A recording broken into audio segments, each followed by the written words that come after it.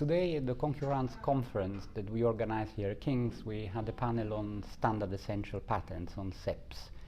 SEPs for now, I think the good part of 10 years, maybe perhaps more, have been very controversial. And now there continue to be lots of cases around the world, in China, in Germany, in the UK, very recently Optis and Apple decided by Sir Marcus Smith, Mr. Justice Smith in the High Court.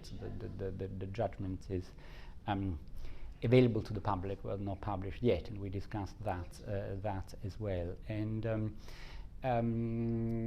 cases in the United States, of course, too. And there are also very big and major potential reforms. We discussed quite at length the EU draft regulation on SEPs.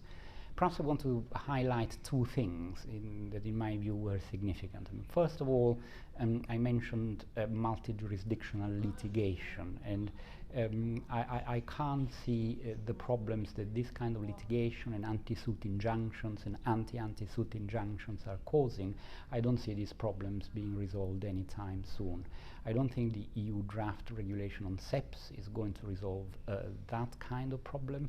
It's a problem that really is conflicts of laws, multi-jurisdictional litigation, unless companies have strong incentives to settle and to settle around what is the right and correct front rate and front terms.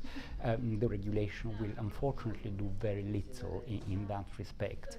I also think that in relation to the final and binding determination of front that is necessary in court, the regulation is not going to address this problem. It is true that the large part of the regulation is about the front determination, but this is a very complex, I would say unclear procedure.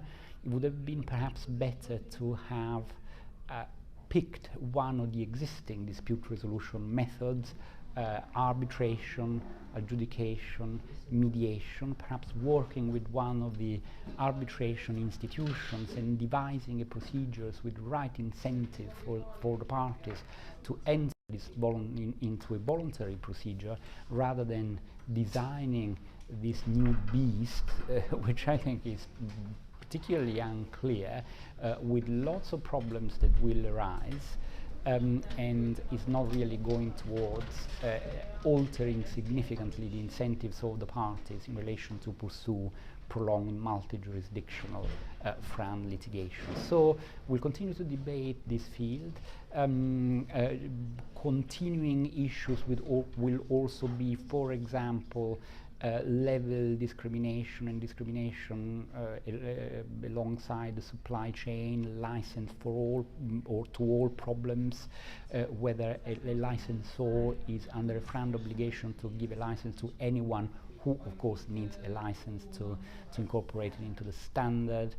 We will continue to see that problem, particularly in the automotive industries, but also in the chips industries and so on. So lots of food for thought. Certainly the draft EU regulation can be improved, and the debate is very important. I think we really need to work towards improving that text and make the most of this potential regulatory opportunity.